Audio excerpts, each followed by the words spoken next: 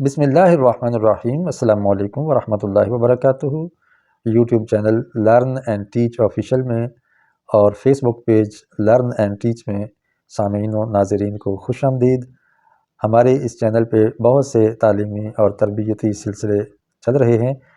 آپ اگر ان میں دلچسپی رکھتے ہیں، قوم کی تعمیر و ترقی میں اپنا حصہ ڈالنا چاہتے ہیں تو اس کام کو آپ بھی شروع کریں۔ اگر خود شروع نہیں کر سکتے تو اس طرح کے چینلز کو پروموٹ کیجئے، اس کو سبسکرائب کریں، اس کو واچ کریں، کمنٹس کریں، مشورے دیں، تاکہ اس کار خیر میں آپ کا حصہ بھی برابر ہو۔ تو عربی کی کلاس اس لیے شروع کی گئی تاکہ ہم قرآن کو براہ راست سمجھنے کے اہل ہو جائیں، اور قرآن کو براہ راست سمجھنا ہو تو اس کی زبان سمجھنا ضروری ہے۔ اس کلاس میں آپ کو زبان عربی سکھائی جا رہی ہے اور مختلف اصولوں اور مشقوں کے ذریعے آپ کے ذہن نشین کرائی جائے گی۔ اب تک تقریباً 70 کے قریب ویڈیوز اپلوڈ ہو چکی ہیں پلے لسٹ کے ذریعے۔ آپ اس کو سب کو سن سکتے ہیں، دیکھ سکتے ہیں۔ اگر نئے ہیں تو چینل کو سبسکرائب کیجئے اور ان سارے لیکچر سے فیض یاب ہو جائیے، اور تاکہ آئندہ لیکچرز بھی آپ کو ملتے رہیں اس لیے بیل آئیکن کو بھی دبا دیجئے۔ تو لیجئے ہم شروع کر رہے ہیں عربی مشق۔ یا خالد، اے خالد، اکتب، یہاں زبر غلطی سے لگی ہوئی ہے، اکتب نہیں ہونا چاہیے، اکتب ہم نے پڑھا تھا۔ عین کلمہ کے اوپر پیش ہو تو حمزہ جو امر ہے اس کے شروع میں پیش آتی ہے، اس لیے پڑھیں گے اکتب بقلمک۔ اور اگر ہم خالد اور اکتب کو اکٹھا ایک ہی سانس میں پڑھنا چاہیں تو پھر ہم الف کو سائلنٹ کر دیں گے۔ یا خالد اکتب، یا خالد اکتب بقلمک، اے خالد اپنے قلم کے ساتھ لکھ۔ یا نوح، یا نوح اہبط بسلام منا، اے نوح اتر جا سلامتی کے ساتھ ہماری جانب سے، اے نوح ہماری جانب سے مکمل سلامتی اور صحت کے ساتھ کشتی سے اتر جا۔ یہاں دیکھیں یا نوح، ہا کو اگلی ہا کے ساتھ ملا دیا ہے اور حمزہ امر کو ہم نے خاموش کر دیا ہے۔ لیکن اگر ہم اس پر وقف کرنا چاہیں، یا نوح، یہاں رک گئے، آگے اگر ہم پڑھنا چاہتے ہیں تو پھر یہ جو الف ہے یا حمزہ ہے اس کو ہم زیر دیں گے، کیونکہ اس کے عین کلمہ کے نیچے یہاں با کے نیچے زیر ہے، تو یوں پڑھیں گے یا نوح اہبط بسلام منا۔ یہاں اہبط نہیں پڑھ سکتے، اہبط بھی نہیں پڑھ سکتے۔ یا مریم اقنتی لربک واسجدی وارکعی مع الراکعین۔ یہاں دیکھیں یا مریم پر رکتے ہیں، جب اگلے سانس میں جب اس کو پڑھیں گے تو اقنتی پڑھیں گے، اقنتی، اقنتی نہیں پڑھیں گے۔ وجہ، اس کی وجہ یہ ہے کہ قانتا حروف اصلی ہیں، درمیان والا حرف مضموم ہے، ضمہ والا ہے، پیش والا ہے۔ درمیان والا پیش ہو تو حمزہ امر پر پیش پڑھتے ہیں، اگر پیش نہ ہو تو زیر پڑھتے ہیں، تو اس لیے ہم نے اقنتی پڑھا۔ لیکن اگر ہم ایک ہی سانس میں پڑھنا چاہیں، پچھلے کو اگلے کے ساتھ ملائیں، تو پھر ہم الف کو سائلنٹ کر دیں گے۔ یا مریم اقنتی، اے مریم فرما برداری کر، لربک اپنے رب کی، اپنے رب کے لیے جھک جا، سرنڈر ہو جا۔ واسجدی سجدہ کر، ورکعی رکوع کر، مع الراکعین رکوع کرنے والوں کے ساتھ مل کے۔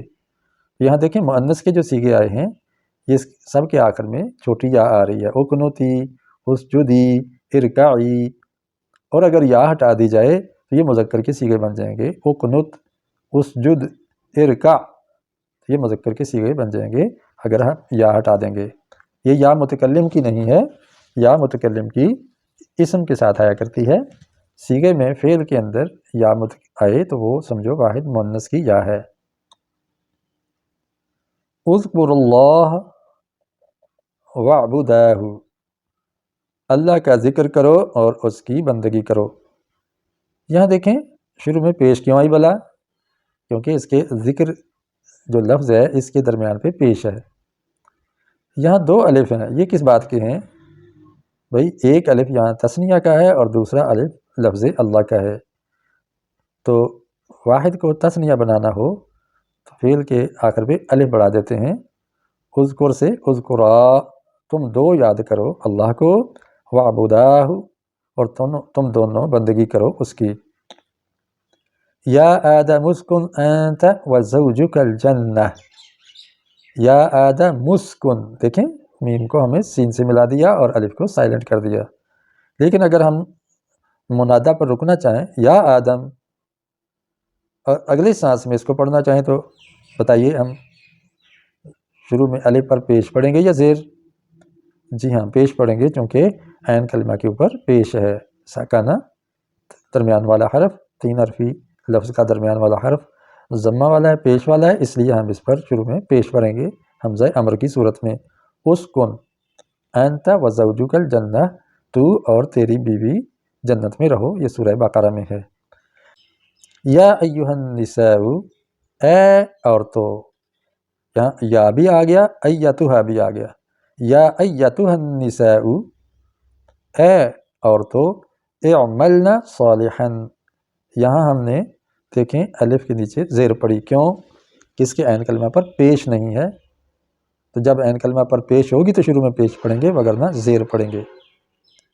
اعملن صالحا، تم سب عمل کرو اچھے، یہاں نون کس بات کی ہے؟ یہ جمع کی ہے، چونکہ پیچھے النساء جمع آیا ہے، تو فاعل جمع ہو تو فعل اس کے مطابق جمع آتا ہے۔ واحفظن اموال ازواجکن، اور حفاظت کرو تم سب، دیکھو پھر نون جمع کی آ رہی ہے، جمع مؤنث کی، یہ کسی صورت نہیں گرتی۔ دیکھیں جب ہم مضارع سے امر بناتے ہیں تو آخر سے پیش والا حرف ساکن ہو جاتا ہے، اور نون والا حرف ہو تو آخر سے نون گر جاتی ہے، نون والا لفظ ہو تو۔ لیکن 2 نون ایسے ہیں جو نہیں گرتے اور وہ جمع مؤنث کے نون ہیں، یہ دیکھیں، احفظنا یہ نہیں گرا۔ اموال ازواجکن، اپنے خامدوں کے مالوں کو، اپنے خامدوں کے مالوں کو حفاظت دو اور اچھے عمل کرو اے عورتوں۔ یا ایھا الناس اعبدوا ربکم الذی خلقکم، اے انسانوں، یا بھی آ گیا حرف ندا، ایھا بھی آ گیا۔ ایھا کیوں آیا؟ کیونکہ آگے منادہ معرف باللام ہے جس پر ال داخل ہو گیا ہے، اگر ال والا اسم نہ ہوتا تو پھر صرف یا آتا، ایھا نہ آتا۔ اے انسانوں عبادت کرو اپنے رب کی، الذی جس نے، خلقکم پیدا کیا تم کو، یہ سورہ بقرہ میں ہے، الذی جس نے۔ اب یہاں دیکھیں ہم نے صعبدوا پڑھا ہے، سین کو عین کے ساتھ ملا دیا، درمیان والے حمزہ امر کو سائلنٹ کر دیا ہے، خاموش کر دیا ہے، اس لیے اس کو حمزہ وصلی کہتے ہیں، کیونکہ یہ وصل میں کام دیتا ہے، پچھلے حرف کو آگے ملنے دیتا ہے اور خود خاموش ہو جاتا ہے۔ اب اگر ہم اس کو الگ پڑھتے، یا ایھا الناس پر رک جاتے اور اگلے سانس میں اس حصے کو پڑھتے تو کیسے پڑھتے؟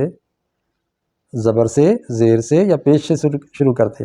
یقیناً پیش لگا کے، ضمہ لگا کے شروع کرتے، کیونکہ عین کلمہ پر پیش آ رہی ہے، اعبدوا پڑھتے۔ یا ایتھا النفس المطمئنہ، اے نفس مطمئنہ، اے مطمئن جان، نفس، روح، ارجعی الی ربک، لوٹ جا اپنے رب کی طرف، راضیۃ مرضیہ، راضی خوشی ہو، راضی ہو کے، خوش ہو کے۔ یہاں ترجعی بھی پڑھ سکتے ہیں اگر ایک ہی سانس میں پڑھنا ہو، ترجعی، اور اگر 2 سانسوں میں پڑھنا ہو، یہاں سے الگ سٹارٹ لینا ہو تو پھر کون سی حرکت دیں گے؟ جی ہاں زیر دیں گے، کیونکہ راجع 3 حرفی ہے اور درمیان والا حرف پیش والا نہیں ہے، پیش والا ہوتا تو شروع میں پیش آتی۔